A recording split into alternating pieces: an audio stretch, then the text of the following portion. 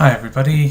So I'm assuming that if you are here to learn how to use Excel, specifically for the purpose of completing the lab we started in class the other day. So if you can see here, the Excel that I'm using might be slightly different than yours. I'm using Excel from Microsoft Office 2013. The features are still going to be the same, but sort of where they appear or the way it looks might be slightly different. Don't worry about that though. Everything pretty much works exactly the same. So to start, here's our cells. This is where we're going to put in our data. All the formatting and all that other stuff is up here. This is going to be a fairly sort of introductory lesson for Excel, just how to put in data and how to make a graph from it for the purpose of the lab. Maybe in a later date I'll do some of the more exciting features for Excel, but for now we'll start off simple. So the lab that we did on Thursday was looking at the relationship between acceleration and force. So you have some force exerted on our fan cart, right? And that fan cart had a certain mass, and we had to graph the acceleration versus force to figure out what the mass was. So presumably what you would do, the first thing you would do when you start is you'd want to put a title or a column title for your data. So I'm going to put force here in newtons because that's what we measured them in. And I'm going to put acceleration here in meters per second squared, which is what that caret stands for. That is a superscript caret. You can't actually put superscripts in Excel in the function format here. Not yet. We'll look at that a little bit later. And so once you've done that, you're going to want to put in your data. So let's say that you could actually change the force incrementally by a certain number every time. So if we started off with 0.1 newtons and then we did 0.2 newtons, 0.3 newtons, and let's say we wanted to do that all the way up to 1 newton, 1 full newton. You could go in and type up each one, 0.4, 0.5, right?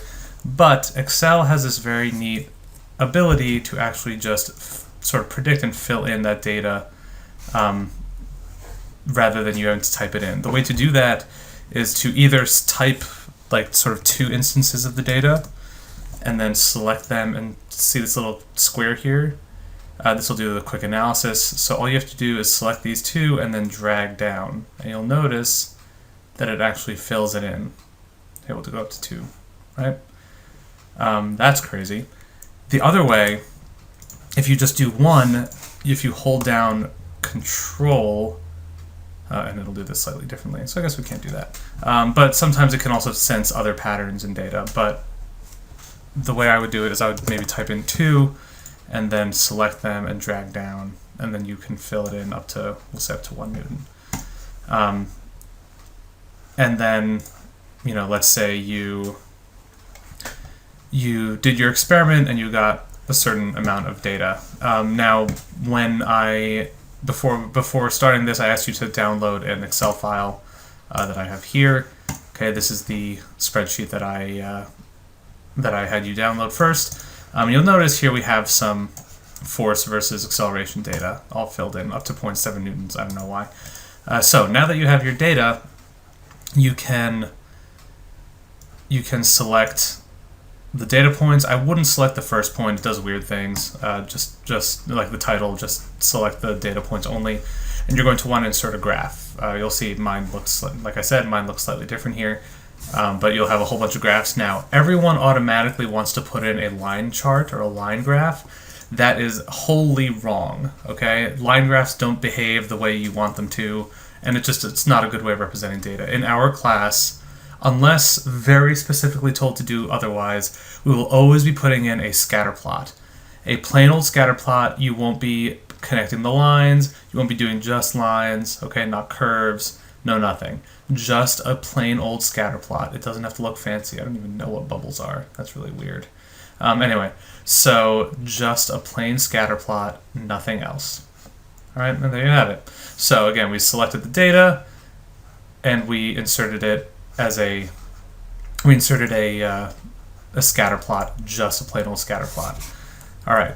So now we have this chart. Notice this chart has a few things that are kind of not great. It has a title, although the title is just chart title. We're going to want to change that later. But there are no labels for the columns and the row, the row and column here, the X and Y axis. They don't have any labels. We're going to have to put that in ourselves. To do that, up here in Chart Tools, again, this might be slightly different for your version of Excel. We're going to want to change the layout slightly. I believe in older versions there was a whole area over here that had a bunch of different charts that look kind of like this. We want to insert a chart that has a title and labels for the X and Y axis. So I'm going to pick this one.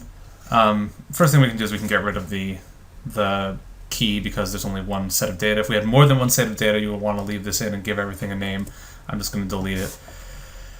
So for the chart title, again, you should have learned this in math, but a chart title always is in the form of whatever your dependent variable is versus whatever the independent variable is. In our case, our dependent variable is the acceleration, and our independent variable is the force that is exerted on it. So we're going to do acceleration, because I can't type. There we go. Versus force. And then we're going to want to do the same thing here with each label. We want to put in not just what that axis stands for, so this is the acceleration, but you also want to put in the units, what the acceleration is measured in. So we're going to do this in meters per second, and here we can actually insert the superscript squared, but not. There we go. Meters per second squared, and here we're going to do force in newtons. And there you go. There is a very pretty graph. If you wanted to, you could have this graph, if let's say you wanted to print it out, you could, I believe, move the graph, move a chart. You can move it to a new sheet. So down here you'll have a bunch of sheets. We'll keep our data on this sheet and we will move our chart to this sheet. And now we have this nice big chart. We can maybe make everything a little bit bigger, whatever. But we don't have to worry about that for now. So here we have this chart. Here's all our data points. You'll notice that it's not exactly a very pretty graph. It's not very linear, but it's the data that we got, right? Now, some of you explained that when you got your data, or you wanted to use your hypothesis, which presumably was acceleration is equal to force over mass, you wanted to use that to sort of try and predict what the mass of your cart was. You'll notice though that if we use this data, if you only use one point to try and predict it, it might come out wrong and give you a false answer. So you could have plugged in a force and an acceleration and solved for the mass and gotten a mass that was completely incorrect. This is why we do a graph. We do a graph so that we can take all the data into account and try to use all the data to find out what our acceleration is, or what our mass is in this case. So the way to do that is to insert a trend line. To do that, you will select your data, you'll right-click, and you'll go to Add a Trend Line. Now, in my version of Excel, rather than a window popping up that says, Format Trend Line or whatever, it just inserts the trend line, and you'll see that I've got my Format Trend Line options over here. In older versions of Excel, a window would pop up, and it would ask you to do all this stuff in the window. So we've got our trend line here. You'll notice it doesn't exactly hit every point, but it sort of keeps it even between like which ones are above it, like how many spots are above it or how many points are below it. Once we have the trend line, what we want to do is typically you want to show the equation on the sheet, which is here. The last thing I'm going to do, because I know that when I exert a force on an object, right? When I exert a force on an object, when that force is 0, presumably our acceleration should be 0. So that means that at f is equal to 0, a should be 0, which means that our intercept should be 0, 0. So what I'm going to do is I'm also going to check set intercept to be 0. All right, this will give us a trend line that goes through the point 0, 0, but also tries to hit as many points as possible. Now, this is our equation. And so what do we do with this information now? So this is just a over here, y is our a, or a is our y, and then f is our x. So I'm just going to go back to sheet 1 here. So we got this equation that said roughly about y is equal to 4x. That was the equation that we got on our graph over here. It's roughly 4, maybe 4.1. The equation we are testing is a is equal to f over m. Now, what we're going to do is what you should have done before this really, when you're doing a prediction, is to try and linearize what is called linearizing your data, which means that you are trying to make your data to fit a form that fits the line form, which is y equals mx plus b, right? Y equals mx plus b. All right, so what we want to do is we want to have, I'm going to move this out of the way for now. We want to have our a is equal to f over m fit the y equals mx plus b format. So if you look carefully, we see that our, y is typically the dependent variable. In this case, a is our dependent variable. So our a is y, right? And we said before that our x was our independent variable, which is usually x in this equation, is going to be f in this case. So what I'm going to do is I'm going to take f out of this and put it sort of over here. So I'm going to just change this to 1, put in parentheses, and put f over here. All right, so it's as if you're doing a is equal to 1 over m times f. So, and then lastly, plus b, we already said that our x-intercept or y-intercept is going to be 0. But we'll just put it in anyway. All right, and there you have it. Now you have what is called a linearized equation, an equation for our graph that matches the y equal to mx plus b format. So if we take this over here and we change this into our linear format, instead of y we have a, instead of x we have f. Oops. Instead of x we have f. There we go. And then we have this 4. So what is this 4 then? This, which is the slope of our graph, right? Well, according to our equation up here, 4 is equal to 1 over the mass. So if we were to invert this, so we got our slope is 4. If we inverted this, if we say that, 1 over mass is equal to 4, that's what that tells us is that our mass, the mass of our cart, is equal to 1 over 4, okay, and that's going to be measured in kilograms, right? So 1/4 of a kilogram, 250 grams, whatever you want to call it. As it turns out, when I made this data, I had set m is equal to 1 over 4, or m is equal to 0.25 kilograms. So that is how you would get your data. So your prediction, which which stated the hypothesis that a is equal to f over m, right, which you got from the observation experiment. Then your prediction said, well, if a is equal to f over m and we graph acceleration versus force, so acceleration is our independent variable, our dependent variable, and force is our independent variable, and we graph that information on a graph, then the data, or the graph, should be linear, and the slope of that graph should be 1 over our mass. Oops. Should be 1 over our mass. All right, that's what this says. And sure enough, if you took this data and you got this data and you did check the mass of the cart, you would have gotten about 1/4 of a kilogram. All right, so you'll notice a few changes that I made here. So let's try this again. But now, instead of doing an experiment where we change force and find the acceleration, what I've done is I have an experiment where I change the mass and we find the acceleration. So presumably you've done this experiment already. We've taken the mass, we've increased it by about 0.05 every time. So we've got 0.25, 0.3, 0.35, 0.4. It's going to be a little bit harder to do in class because I believe the masses that we have in class are much bigger, but it is what it is. And we have the acceleration. Now, you'll notice if we were to try and graph this information just as it is, you'll see, and you'll see that the data doesn't really come out the way we want.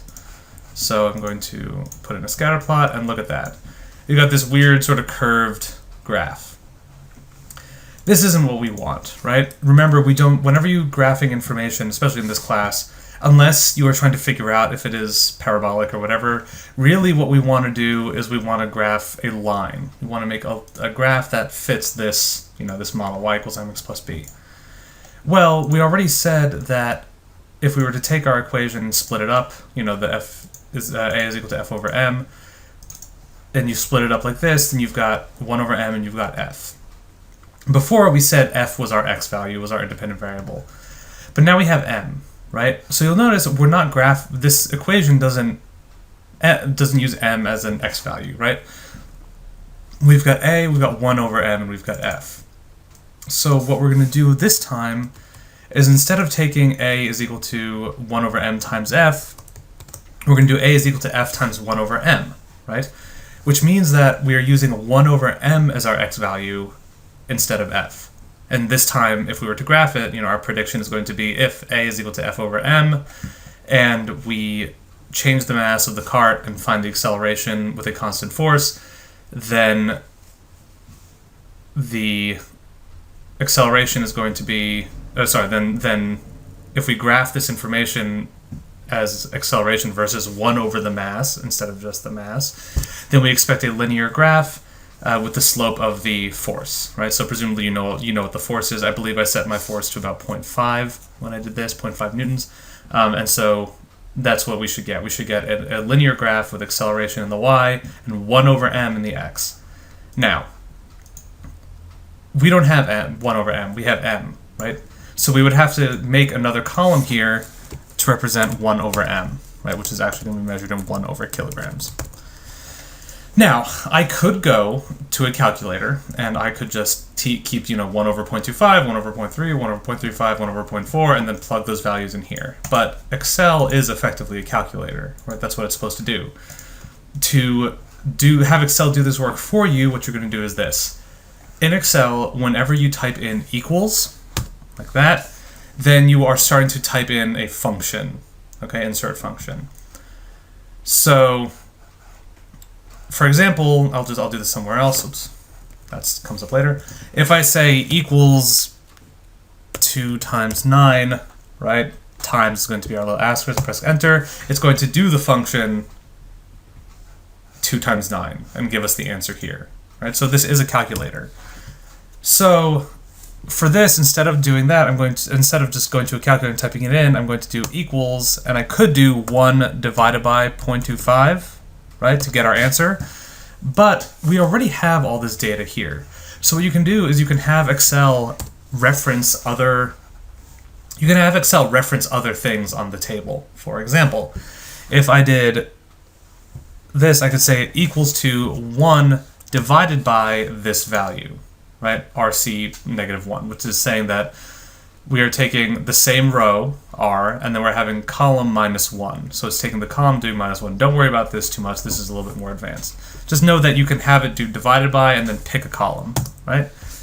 So now what this has done is it's taken the information we've already put in and used it to calculate a new value, right? So we said equals 1 divided by this value. Now what we could do is we could go through and say is equal to 1 divided by this value. But again, we don't have to do that. Excel can do that for us. All you have to do is, once you've put in a function like this, grab this little box here and either double click or drag it down to cover all your data. And now what it has done is it has said each one of these boxes is going to be equal to 1 divided by whatever the box is to the left of it. And here we have our data. Now we can graph. So we select the data that we want to graph. Again, don't select the top, it gets weird. Do insert, chart, scatter plot, and we've got this. Now, this doesn't necessarily look linear, right? Maybe some of the data got a little weird, maybe some of the accelerations we got were wrong. So what we're going to do is we're going to, again, insert a trend line and make sure to display the equation on the chart. And I'm not going to set the intercept at 0, although it should be, but I'm not going to this time. And there we have it. And you'll notice, remember I said that our force was set to about 0.5. Well, look at our slope, right? We said before that if the force that we're using, this constant force we were using, was about 0.5 newtons, our slope of a graph that is acceleration versus 1 over the mass is going to be our force, which is in fact 0.5, right? There's our slope. So it worked out really well. And then, obviously you're going to go through here and you're going to make sure to put in proper labels. Give it a chart title, acceleration versus 1 over mass. And here is our acceleration, which is measured in meters per second squared. And this is our 1 over the mass, right? So make sure you do 1 over mass, which is measured in 1 over kilograms. And there you go. A beautiful graph that gives us the acceleration as a function of 1 over the mass, and for some reason the trend line didn't stay in here. There we go. All right. So hopefully that'll help you with your data once you graph it out. Sorry this video came out so long, but I hope that it is useful. Maybe at a later date I'll show you how to do some more interesting things with Excel, like if equations and if functions and stuff like that. But that's much more advanced for a later date. So yeah, good luck.